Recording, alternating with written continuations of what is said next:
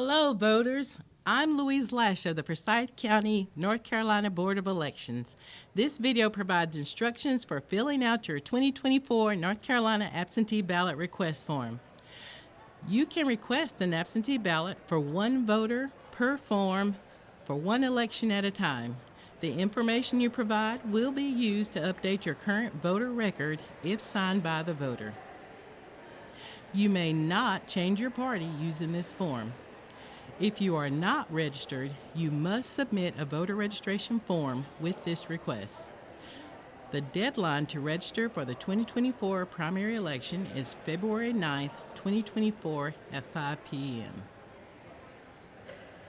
Section 1, Election Date. You will select only one election date per form. Otherwise, you will not be sent a ballot. Our next election is the March 5th, 2024, the primary election.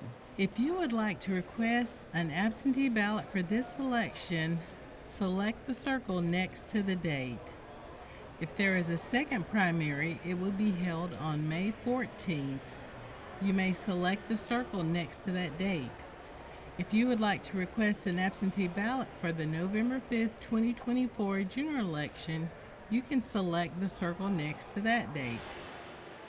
If, due to continued or expected illness or disability, you would like to request absentee ballots for all this year's elections, select the circle here in the top right-hand corner.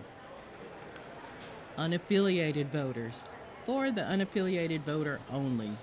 In a partisan primary, you must select which party's primary in which you would like to vote.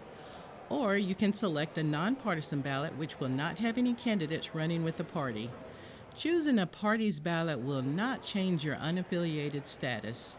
The selections are Democratic, Green, Libertarian, Nonpartisan, or Republican. Section 2, Print Voter Name. In Section 2, provide your full legal name. If your name has changed, this form will be used to update your current voter record. Last name, first name, middle name. If you have a suffix junior, senior, second, third, fourth, enter that information on this line. If your name has changed, update that information on this line. Section 3, Identification Information. You must provide your date of birth, the month, the day, and the year on this line, and one of the following: a North Carolina driver's license or DMV ID number on this line, or the last four of your Social Security number on this line. This section must be completed.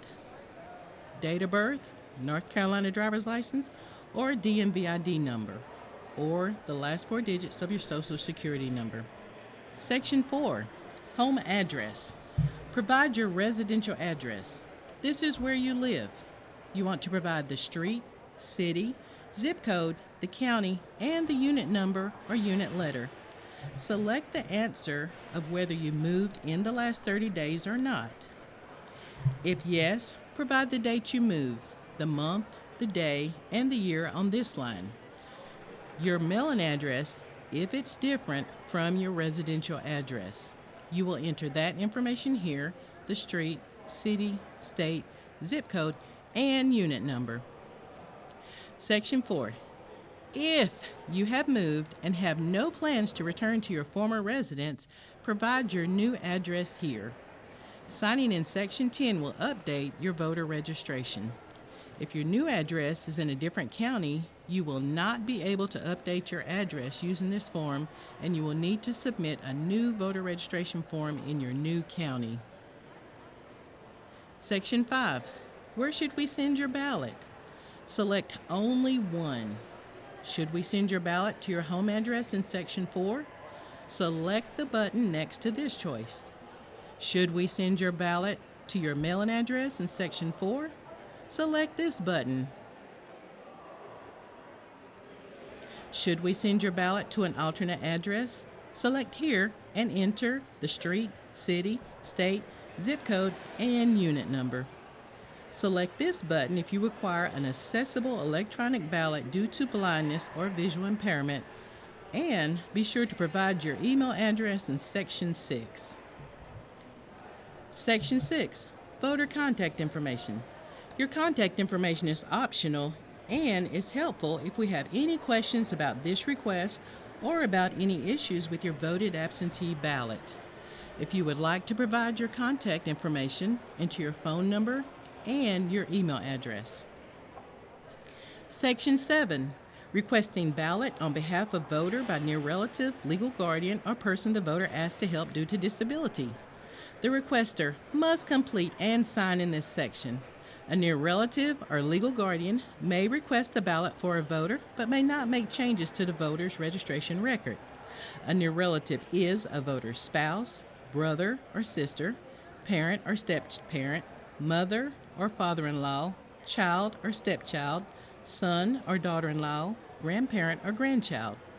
Any person may request an absentee ballot for a voter who needs assistance making the request due to a disability. You would provide the requester's name here, include your relationship to voter or status as legal guardian or status as disability requester, address, city, state, zip code, phone number, and unit number. When requesting a ballot on behalf of a voter, the requester must complete and sign this section. Under the American with Disabilities Act, a disability is a physical or mental impairment that causes someone to be substantially limited in a major life activity. Section 8, assisting a voter to fill out or return this request. If yes, complete this section. The voter will still need to sign and make their mark in Section 10. Any voter may receive assistance from their near relative or verifiable legal guardian. A voter who needs assistance completing or returning their request form due to their blindness, disability, or inability to read or write may receive assistance from a person of their choice. For voters living in a facility, clinic, nursing home, or adult care home who do not require assistance due to a disability, certain limitations apply. The voter must first seek to have a near relative, legal guardian, or multi-partisan assistance team, MAT, to assist with requesting a ballot. If none of these options is available within 7 days of making a request for a MAT, the voter may get assistance from anyone who is not an owner, manager, director, or employee of the facility, an elected official, a candidate, or an office holder in a political party, a campaign manager or treasurer for a candidate or political party. Section 9, military or overseas. Are you a military member on active duty, including spouse and dependents, or a U.S. citizen outside the U.S.? Complete this section if you claim North Carolina as your voting residence and are a U.S. citizen currently outside of the United States, or a member of one of the following, or a spouse or dependent of a member of one of the following: the active or reserve components of the Army, Navy, Air Force, Marine Corps, or Coast Guard of the United States who is on active duty, a member of the Merchant Marines, the Commissioned Corps of the Public Health Service, or the Commissioned Corps of the National Oceanic and Atmospheric Administration of the United States, a member of the National Guard or state militia who is on activated status. You would select Uniformed Services or Merchant Marines on active duty, or you would select U.S. citizen outside of U.S. Overseas address is required. You would provide your overseas full address on these lines. Then you would select how you would like to have your ballot delivered. If by email, you would enter your email address on this line. If by fax, you should enter your fax number on this line. If it's the address indicated in Section 5, you would select this box. If it's the overseas address provided in this section, you would make this selection. Section 10, voter signature. This form must be signed by the voter unless a near relative or legal guardian or assistant is requesting a ballot on the voter's behalf and completes Section 7. If the voter cannot physically sign this form, they can make a mark. A typed signature, including signature fonts, is not allowed. If you indicate that you have changed your name, Section 2, or address, Section 4, signing will update your voter registration. So you would provide your name here, and then the month, day, and year the form was signed. Important reminders. There are required sections on the 2024 North Carolina absentee ballot request form. These section numbers are in red. Section 1, it is required that you select only one election day. Section 2, the voter's name is required to be printed. Section 3, it is required that you provide the requested identification information. Section 4, it is required that you provide your home address. Section 5, it is required that you provide the address where the ballot should be mailed. Section 10, it is required that you provide your signature and the date the form was completed, unless the ballot is being requested by a near relative, legal guardian, or disability requester. If you are requesting the ballot on behalf of the voter, be sure to fill out Section 7. If you're assisting a voter, it is required that you fill out Section 8. You also must return the 2024 North Carolina absentee ballot request form by Tuesday, February 27th at 5 p.m. Tuesday, February the 27th at 5 p.m. is the deadline for all 2024 absentee ballot request forms to be turned in.